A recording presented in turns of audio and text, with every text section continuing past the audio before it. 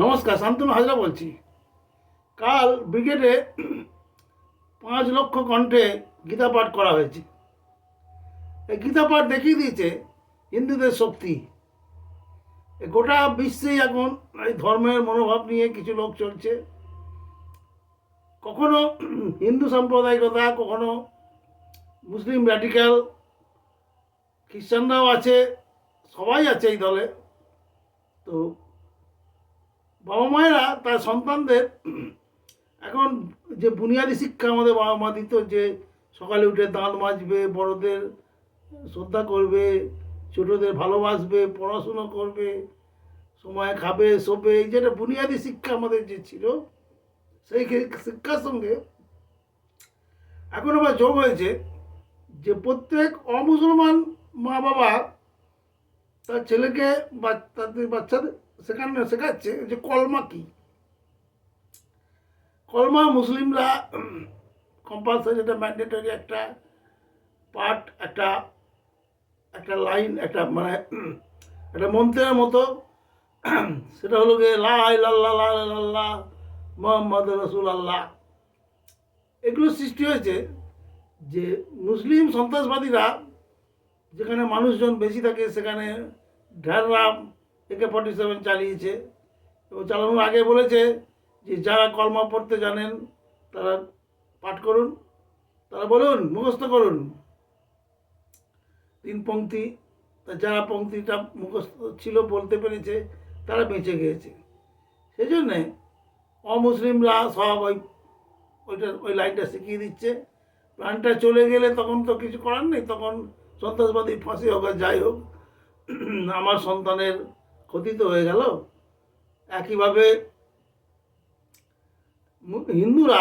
হিন্দুরাও কিন্তু তার বৈরিতা দেখাচ্ছে, ওদের মতো খুন খারাপি করছে না। সেই জন্যে এখন দেখা গেছে বাংলাদেশে জোর হরিনাম চলছে।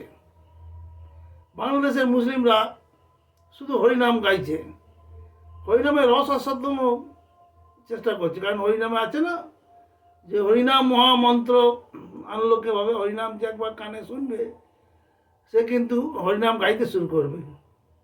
সেই জন্য বাংলাদেশে এখন ব্যাপক হরিনাম চলছে।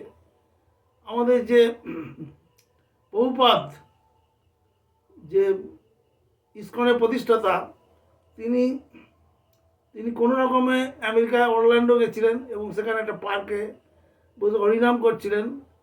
তা প্রথম দিন 5-10টা শিষ্য হয়েছিল, তারা হরিনাম শিখেছিল, এবং তারপরের দিন 100টা হয়, এভাবে 200, 500, 1000 হতে হতে গোটা পৃথিবীটা এখন হরিনামে চেয়ে আছে।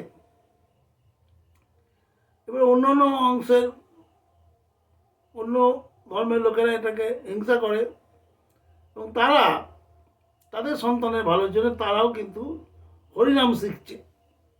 কেউ কেউ আবার এক ধাপ এগিয়ে গিয়ে নাঙ্গা সাধু হওয়ার চেষ্টা করছে। এবং মুসলিমদের একটা প্রথা আছে, সেই প্রথা অনুযায়ী তারা সুন্নত করে। একবার সুন্নত করলে তো সারা জীবন সেটা থেকে যাবে।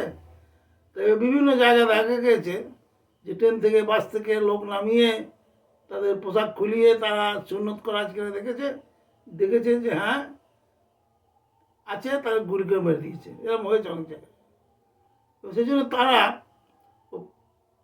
প্যান্ট খোলার আগে অবধি, পোশাক খোলার আগে অবধি তারা বাঁচার চেষ্টা করবে। সেই জন্য তারা হরিনাম শিখছে। এবং বাংলাদেশের যেটা অবস্থা, বাংলাদেশে তো কিছুই নেই, না খাওয়া, না থাকার সংস্থান। কি আছে, ওই ঢাকার গুলশন এলাকায় একটা ফ্লাইওভার আছে, আর ভারতের দানে একটা মেট্রো রেল হয়েছিল ঢাকায়, আর বাকি দেশটা তো অন্ধকারই আছে। তারা খাদ্য অন্ন বাসস্থানের জন্য ভারতে চলে আসতে চায়, এসেও গিয়েছে, বহু লোক চলে এসেছে, হিন্দু মুসলমান নির্বিশেষে চলে এসেছে, এবং এখানে এসে গ্যারাকলে পড়েছে, SIR করেছে। এই গ্যারাকলটা তো আজকে শুরু হয়নি। পৃথিবীর বিভিন্ন দেশ, যেগুলো উন্নত দেশ, সেখানে ধরুন মেক্সিকানরা ম্যাক্সিমাম ইউনাইটেড স্টেটসে ঢুকে পড়ে তাদের খাদ্য আহার বাসস্থানে ভাগ বসিয়ে ফেলেছে। সেই জন্য আমেরিকা চাইছে যে এই সমস্ত বাইরের লোকদের তাড়ানো হবে, ওরাও এসআইআর চালু করেছে। কানাডাতেও দেখা গেল যে বিভিন্ন সমুদ্র বন্দর দিয়ে গোটা বিশ্বের ভিখারি দেশগুলোর জনগণ ঢুকে যাচ্ছে এবং কানাডাবাসী হয়ে যাচ্ছে। কানাডা আরও সুন্দর দেশ, আরও উন্নত দেশ। একইভাবে জাপান আর ইউনাইটেড কিংডম, যেটা